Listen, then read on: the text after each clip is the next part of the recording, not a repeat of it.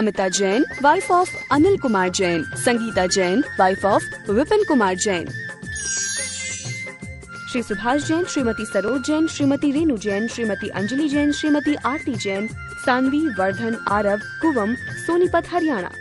जय जिनेन्द्र नमः श्री वर्धमानाय निर्धूत कलिलात्मने सालोकानां त्रिलोकानां यद्विद्या दर्पणायते। पंच परमेष्टि भगवान की जय। धर्म और पाप का क्या फल होता है, ये आचार्य आज इस श्लोक में बताने वाले हैं, जो आज पढ़ाया जाएगा। स्वापि देवोऽपि देवस्वा, स्वापि देवोऽपि देवस्वा, जायते धर्म किल्बिषात्, जायते धर्म किल्बिषात्, कापि नाम भवेदन्या, कापि नाम भवेदन्या, सम्पद्धर्मात् शरीरिणाम्, सम्पद्धर्मात् शरीरिणाम्। बोलिए। स्वापि देवोऽपि देवस्वा, जायते धर्म किल्बिषात्, कापि नाम भवेदन्या, सम्पद्धर्मात् शरीरिणाम्। स्वापि देवः, स्व माने कुत्ता भी देव हो जाता है, और देवः अपि स्वा अर्थात देव भी कुत्ता हो जाता है। जायते हो जाता है। स्वा अपि देवः, कुत्ता भी देव हो जाता है, और देवः अपि स्वा, और देव भी कुत्ता हो जाता है। किस कारण से? धर्म और किल्बिषात्, धर्म से और पाप से। क्या अर्थ निकालेंगे हम कि पाप धर्म से कुत्ता भी देव हो जाता है धर्म से, और देव भी कुत्ता हो जाता है पाप से। ये धर्म और पाप की महिमा बताई जा रही है। कापि नाम भवेदन्या, कापि माने किसी भी नाम वाली, अन्या माने दूसरी, संपद माने विभूति या संपत्ति, धर्मात धर्म से, शरीरिणाम जीवों के भवेत होती है। किसी भी जीव के कोई भी संपत्ति होती है तो वो धर्म से ही होती है, और बड़ी से बड़ी कोई संपत्ति ऐसी नहीं जो धर्म के द्वारा प्राप्त न होती हो। तीर्थंकर कामदेव चक्रवर्ती के पद सब धर्म से ही मिलते हैं। नारकी वगैरह दुर्गति के पद सारे ये पाप से मिलते हैं। तो ये कह रहे हैं कापि नाम अन्या संपद, किसी भी नाम वाली अन्य संपत्ति ऐसी नहीं है, किसी भी नाम वाली कोई भी अन्य संपत्ति है, वह धर्मात् धर्म से, शरीरिणाम जीवों के भवेत होती है।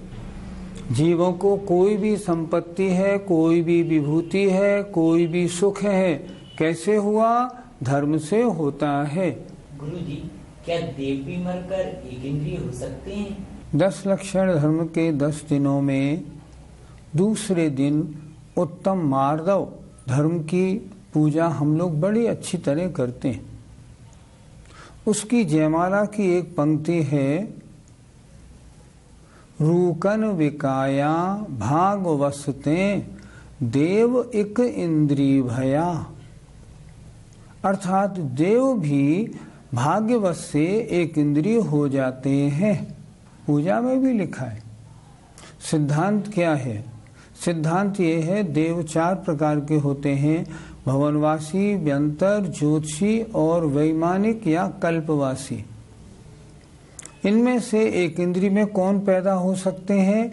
भवनवासी, व्यंतर, ज्योतिषी और वैमानिक में पहले और दूसरे स्वर्ग तक के देव, ये मर के एक इंद्रिय बन सकते हैं। लेकिन यहाँ चर्चा है श्वापि देव और देव श्वा। देव मरकर कुत्ता पंचेंद्रिय हो जाते हैं। तो हम अर्थ कैसे लगाएंगे? वैमानिक देवों में पहले दूसरे स्वर्ग के देव तो मर के एक इंद्रिय में भी पैदा हो जाते हैं, और 12वें स्वर्ग तक के देव मरकर पशु पर्याय में उत्पन्न हो जाते हैं। पंडित जी, देव तो महान होते हैं, तो फिर वो मरकर एकेंद्रीय तिर्यंश अथवा पंचेंद्रीय तिर्यंश में उत्पन्न क्यों हो जाते हैं? आप लोगों ने पढ़ा भी होगा कि जब देवों की आयु 6 माह शेष रह जाती है, तब उनके गले में जो बचपन जन्म से ही पड़ी हुई मंदार माला होती है, उसके फूल मुरझा जाते हैं। मुरझा क्यों जाते हैं? अब आपकी आयु 6 महीने शेष रह गई, 6 महीने बाद आपका मरण हो जाएगा और यहाँ से आपको जाना पड़ेगा। तब देव विचार करते हैं, अपना अवधि ज्ञान भी लगाते हैं। अगर उनकी सीमा होती है तो मैं कहाँ पैदा होऊंगा? कि त्रिंचों में पैदा होऊंगा। तो त्रिंचों में तो महान दुख है। किसी कुत्ते की कुतिया के पेट में पैदा हो गया तो कितना कष्ट होगा, किसी बिल्ली के पेट में पैदा हो गया तो कितना कष्ट होगा। ये तो बड़े कष्ट का काम है। हाय हाय, मैंने अपना सारा जीवन भोग विलास में गुजार दिया, धर्म की ओर ध्यान भी नहीं दिया। अब मुझे त्रिंचों में पैदा होना पड़ेगा। बुरी तरह से वो बिल बिलाते हैं। और जब किसी जीव को इष्ट का वियोग होता है या अनिष्ट का संयोग होता है, तो उसके इष्ट वियोगज या अनिष्ट संयोगज नाम का आर्त ध्यान होता है। और आर्त ध्यान में मरण करने वाले जीव नियम से त्रिंचों में पैदा होते हैं, क्योंकि रौद्र ध्यान नरकों में पैदा कराने वाला है और आर्त ध्यान त्रिंचों में पैदा कराने वाला है। इसलिए वो जीव मर के एक इंद्रिय या पंचेंद्रिय त्रिंचों में पैदा होते हैं। पंडित जी, देव अपने जीवन में धर्म कार्य ही करते हैं या पाप कार्य ही करते हैं? देव अपने जीवन में दोनों कार्य करते हैं। आप लोगों ने भी पढ़ा हुआ है कि जब भगवान के कल्याणक बनते हैं तो उन कल्याणकों में भगवान की पूजा करने कौन आते हैं? देव आते हैं। जब गर्भ कल्याणक होता है तब इंद्र 7 बहुत देवों को लेकर और तमाम और अन्य देवियों को लेकर भगवान के माता पिता का सम्मान करने आते हैं। जब जन्म होता है तब इंद्र और सारे देवता भगवान को सुमेर पर्वत पर ले जाकर उनका अभिषेक करते हैं, महान उत्सव मनाते हैं। तब कल्याणक में भी भगवान को पालकी में बिठा के ले जाते हैं, बहुत बहुत प्रसन्न होते हैं। ज्ञान कल्याणक में जब भगवान को संवशरण केवल ज्ञान रिद्धि मिलती है, तब वे उस सारी व्यवस्था को करने में बड़ी प्रसन्नता का अनुभव करते हैं। और जब भगवान का मोक्ष हो जाता है तो मोक्ष कल्याणक खूब मनाते हैं। इन धार्मिक कार्यों को मनाने में क्या उनको पुण्य का बंध नहीं होगा? खूब होगा। इसलिए देवों के पुण्य का बंध होता है। अच्छा, देवों के पाप का बंध कैसे होता है? पाप का बंध ऐसे होता है कि जो भवनवासी बेंतर और ज्योतिषी देव हैं, इनको लिए आचार्य कुंद को आचार्य अकलंक स्वामी ने लिखा है कि ये जो देव हैं, भवनवासी बेंतर और ज्योतिषी, इनमें आपस में एक दूसरे को पत्नी छीनना आदि गलत कार्य भी देखे जाते हैं। और ये गलत कार्य करने के कारण इनको एक इंद्रिय आदि जीवों में या त्रिंचों में पैदा होना पड़ता है। त्रिंचों में पैदा होना मुख्यतया आर्त ध्यान का फल है। अतः जब कष्ट का अनुभव होता है तब बुरी तरह से चिंतन में आर्त परिणाम बनते हैं और उनको त्रिंच पर्याय का बंध हो जाता है। क्या देवों के दुख होने की कोई अन्य भी कारण है? 6 ढाला में एक लाइन लिखी है, विषय चाह दावा नल दयो, मरत विलाप करत दुख सयो। और जो राजा और जो देव उनसे बड़े बड़े होते हैं, उन बड़े बड़े देवों की विभूति, संपत्ति और हुकूमत देख के जो निचले दर्जे के देव होते हैं वे बड़े दुखी होते हैं उन्हें आधीनता का भी दुख होता है। दूसरी बात, किसी देव की जब किसी प्रिय देवी का मरण हो जाता है तब उसको महान दुख होता है, उनके दुख में बड़ा व्याकुल रहता है। तीसरी बात, जो अभियोग्य जाति के देव होते हैं, अन्य देव उन्हें अपनी सवारी बना के और उनके ऊपर बैठ के विहार करते हैं, उस समय उन्हें कितना दुख होता होगा। किल्बिषिक जाति के देवों को अंदर प्रवेश नहीं करने दिया जाता, जैसे अछूतों को नहीं किया जाता। ऐसा अगर करते होंगे तो उन्हें कितना कष्ट होता होगा। तो देवों को भी दुख प्राप्त होने के बहुत कारण हैं। और जब दुख प्राप्त होता है जिन क्षणों में, अगर उन क्षणों में आयुबंध हो जाए तब उनका आयुबंध तिर्यंचों का होगा, क्योंकि दुख आर्त ध्यान में तिर्यंच आयु का बंध होता है। पंडित जी, धर्म से कुत्ता देव हो जाता है तो कुत्ता क्या धर्म कर सकता है? सोचो, क्या कुत्ता सम्यक दृष्टि नहीं हो सकता? क्या कुत्ता व्रतों का पालन नहीं कर सकता? तिर्यंचों में जो सैनी पंचेंद्री हैं उनके कितने गुणस्थान होते हैं? 5 गुणस्थान तक होते हैं। तो 5वां गुणस्थान तो व्रत लेने पर होता है, वो क्यों नहीं हो सकता? सैनी पंचेंद्री तिर्यंची तो है। आप लोगों ने पहले सुना होगा, एक मेढक जब राजा श्रेणिक भगवान महावीर के समुपशरण में जा रहे थे तो उनके हाथी के पैर के नीचे कुचल के मरा। वो भगवान की भक्ति के भाव में था और मर के तुरंत देव बना। अब वो देव कैसे बना? आपने ये भी सुना होगा, स्वयंभू रमण समुद्र में पाए जाने वाले असंख्यात मत्स्य 5म गुणस्थानवर्ती व्रती हैं, वे सब वहां से मरण करके स्वर्ग जाते हैं। इसलिए 5म गति में भी धर्म या व्रत रूप परिणाम होते हैं और उनसे देव पर्याय मिलती है। अब आगे आचार्य स्वयं बता रहे हैं सम्यक दृष्टि को क्या नहीं करना चाहिए। भयाशा स्नेह लोभाच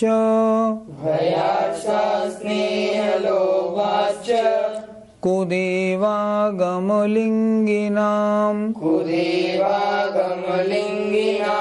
प्रणामं विनयं चैव न कुर्युः शुद्धदृष्टयः।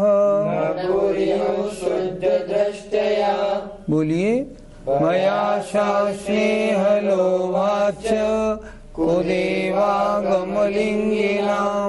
प्रणामं विनयं चैव न कुर्युः शुद्धदृष्टयः।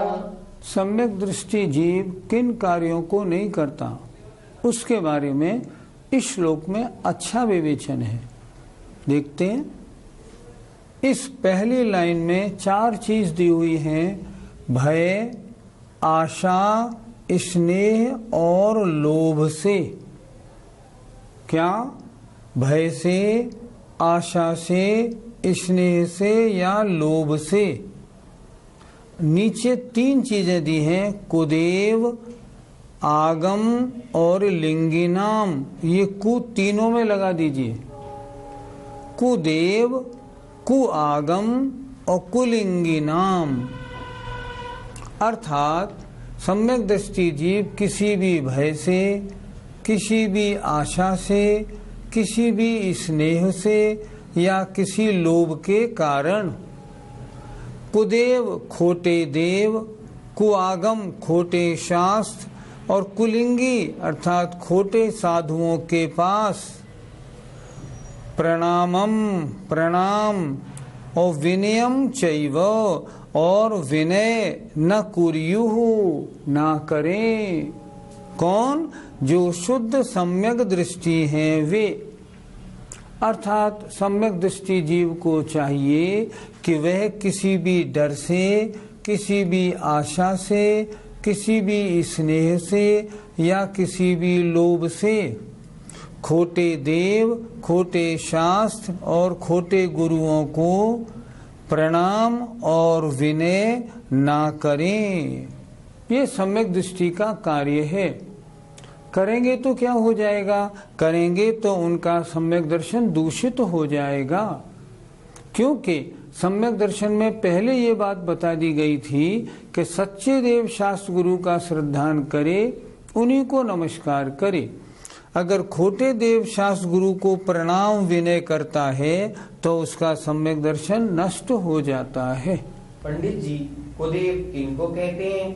कुदेव का सामान्य अर्थ होता है, कु माने खोटे, जो खोटे देव हों, जो मिथ्या देव हों, जो सच्चे देव ना हों, वे कुदेव। अब कुदेव की परिभाषा क्या बनाए? सीधी सी परिभाषा है।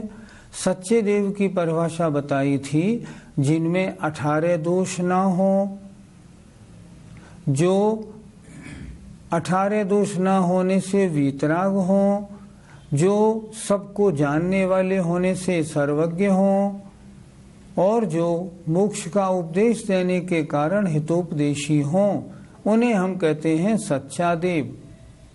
अब जिन देवी देवताओं में ये परिभाषा घटित नहीं होती, वे सब कुदेव कहलाते हैं। बहुत अच्छी तरह सोचने वाला विषय है हम जैनियों के लिए। हम जैनियों में आज भी मैं समझता हूँ 80% ऐसे जैनी हैं जो सच्चे देव और खोटे देव दोनों को पूजते हैं। 80 से ज्यादा ही होंगे। घर घर में आजकल देवी और देवताओं की पूजा चल पड़ी है। भैया ये कुदेव हैं, इनकी पूजा मिथ्यात्व और दुर्गति और पाप बंध का कारण है। मैंने कल बताया था हम किसको पूजें? हमारे पूजने योग्य तो मात्र 9 देवता हैं। 5 परमेष्टि, जिन वाणी, जिन धर्म, जिन चैत्य और चैत्यालय। इसके अलावा कोई देवी देवता हमारे द्वारा पूजनीय नहीं। मैंने ये भी बताया था, अगर देवी देवताओं की बात करें तो देवों में सबसे उच्च माने जाते हैं सौधर्मेंद्र, सर्वार्थ सिद्धि के देव, लौकांतिक देव। लेकिन ये भी पूजनीय नहीं है। ये सम्माननीय तो हैं, लेकिन ये पूजनीय नहीं है। क्यों? सच्चे देव की कोटि में नहीं आते, इस कारण। इसलिए कुदेव अर्थात जिनमें वीतरागता, सर्वज्ञता, हितोपदेशता ना हो, वे सब कुदेव हैं और किसी तरह भी पूजा के योग्य नहीं। पंडित जी, कुशास्त्र किनको कहते हैं? जो सच्चे शास्त्र नहीं हैं, वे सब कुशास्त्र हैं।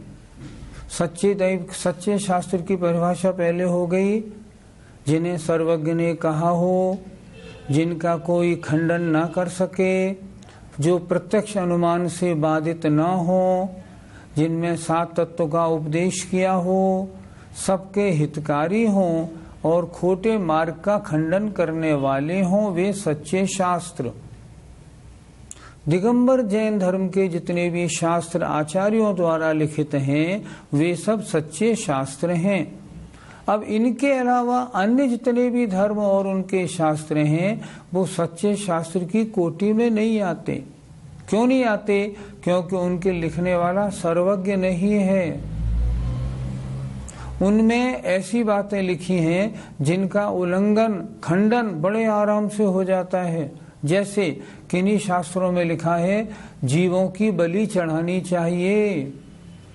किन्हीं शास्त्रों में लिखा है मदिरा और मांस का सेवन करना चाहिए। क्या उन्हें हम सच्चा शास्त्र कह सकते?